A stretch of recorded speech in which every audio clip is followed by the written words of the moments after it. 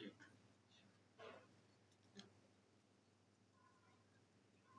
Okay, hi, my name is Mahdi Chamseddine. I'm a researcher at the German Research Center for AI, DFKI, as well as a PhD student at the Technical University of Kaiserslautern-Landau, RPTU Kaiserslautern-Landau. I work in the spatial sensing and machine perception team at DFKI, and there we specialize in a lot of things, including right now construction and Scan-To-BIM. My paper, BIMStruct3D, is an automated Scan-To-BIM pipeline.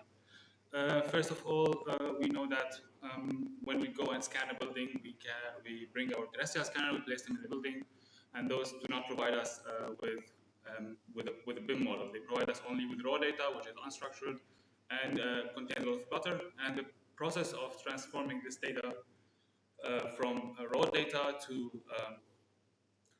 BIM models, it has been historically and still right now a manual process. And while we do need those models for future tasks like progress tracking or progress monitoring, sorry, that's the same thing, asset tracking and as built versus as planned, for example, all those things. We found that there's a big gap still in the literature, specifically regarding benchmarks and also kind of the automation of the whole process. So our target was to first add the benchmark as well, and also to include a model that does raw point clouds to IFC models. The contributions that we made, first of all, is our pipeline. Then there is our kind of take on RANSAC, or like our modification to RANSAC, which we called HiSAC here, and topology refinement to BIM models. We also added another way of measuring or benchmarking such generated models. We call it vIoU, which is volumetric IoU, as compared to other models like benchmarks or like 3D IoU, which we are going to touch a little bit later. And we also release our open source library, which is called BIMStruct3D, for manipulating bounding boxes as well as point clouds, and the German hospital dataset or Deutsches Krankenhaus dataset, which is also including semantic labels as well as the BIM models themselves, so the manually generated BIM models.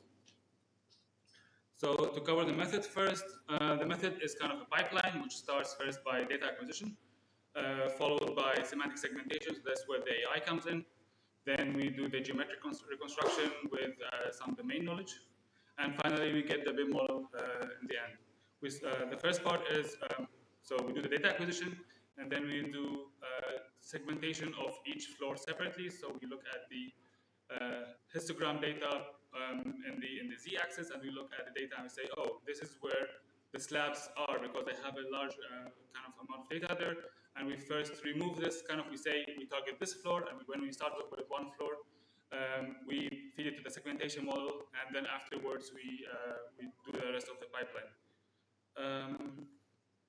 The first part is which kind of the core of our work is on the walls, because the walls kind of are the core of the the structure that we're trying to visualize. It's very hard to actually start with columns, because columns kind of are embedded in walls many times. But yeah, so one thing we start with is basing our work on the Manhattan assumption. And we have still, of course, everyone knows that it's very hard to work with walls which are kind of curved, or like having slanted walls, for example, or something like that. So we have to start somewhere, and then we start with the Manhattan assumption, even though we don't enforce it. 100%, we start by first segmenting or differentiating between walls which are in the normal direction on the x-axis or y-axis, so we align the building just kind of to have rough alignment. And we have a very wide kind of range where we check minus 45 to plus 45 degrees. We don't really just check 90 and 0. So this allows us to even be able to detect walls which are at the 45 degrees, for example. So you can have a pentagon, for example, and then you can still segment it, right? And then after that, after we've done this separation, we do so this is already happens after we've done the semantic segmentation, obviously.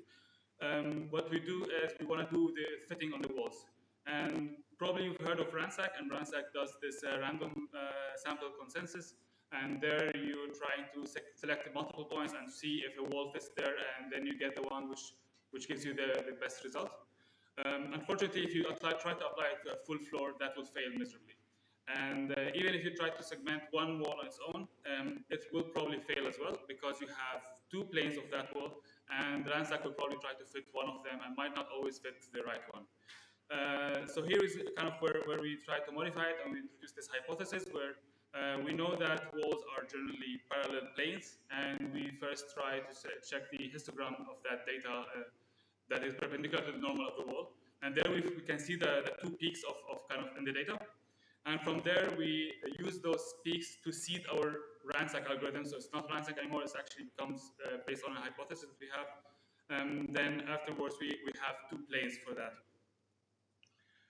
After doing the RANSAC, what we do is we fit a convex bounding box on top of the two walls that we have, so the two planes of the walls.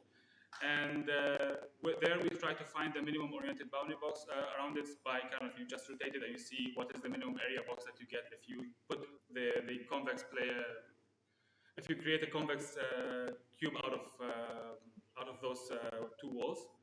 And here comes the topological alignment, which kind of is requiring some domain knowledge. And this domain knowledge tells you, okay, if you have two walls and they are separated by a very small value, like, I don't know, 20 centimeters, that's likely not really in reality. So a civil engineer, for example, would probably not have done that. So this is where we have to close those walls, or we have to extend them, or we have to clip them, for example, somewhere.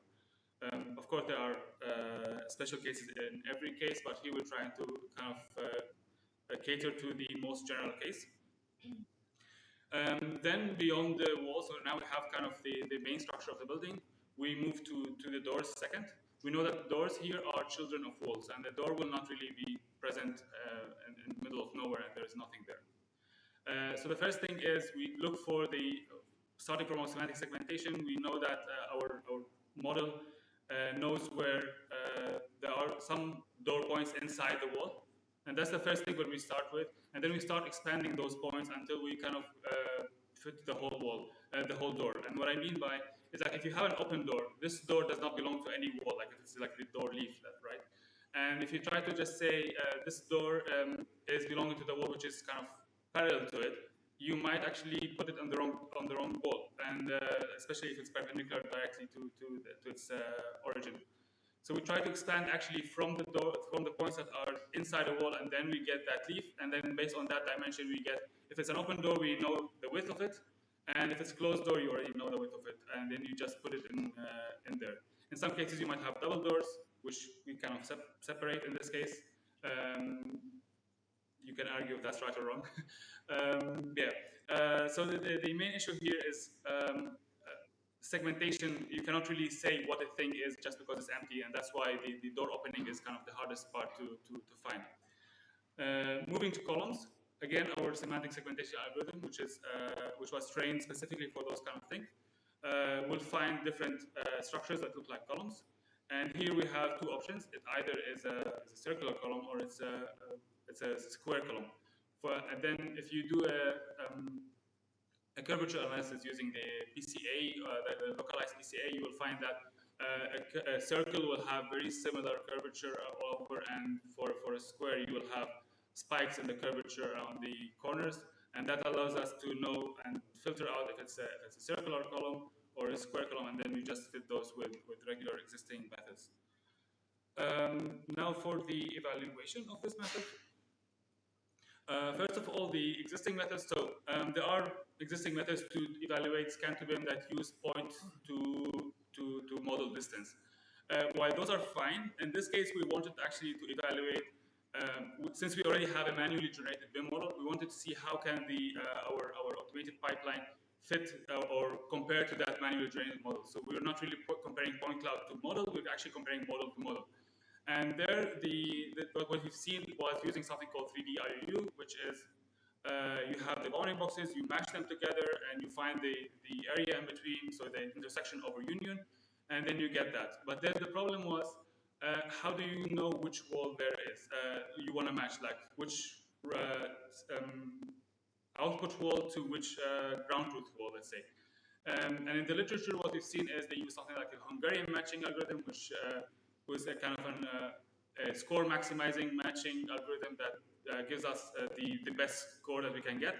But the problem with that is if you have a very long corridor, from the outside, this is a very long wall. From the inside of the rooms, you have short walls. And kind of if you say that I have 3 short walls or I have 1 very long wall, those are both correct. So if you assign just one of them to the ground truth, then you're actually losing on your score, even though you have correct results. So we decided to think about it in a different way from a computer vision point of view. And we say in computer vision, if it's a pixel is right or a pixel is wrong, that's how you rate it. And here we decided to voxelize our bounding boxes and treat them as kind of an image segmentation, but in 3D. So we have now a class of walls, which is kind of minuscule bounding boxes that are inside our scene. And we have a class of detected walls, and then we just match and see which boxes fit that. And with that, we got kind of the also additional feature of having a bit of margin of error, because I don't really care maybe if I am a bit off by 1 centimeter at the end, but this kind of margin of error also helps us. And if you can make it, if you want to make it smaller, you can make it smaller, or you can make it bigger. It depends on how much you care about that accuracy. We also evaluated on different data sets. So right now, what we found, the only one we found was existing was called CV4AEC, which is a workshop that was done, I think, a couple of times or at CDPR. CDPR is a computer vision conference for pattern recognition, and computer is a top conference there. And there they had this kind of plan matching, but we found that, okay, this was never continued. And even there were no IFC. We had to create our own manual IFC.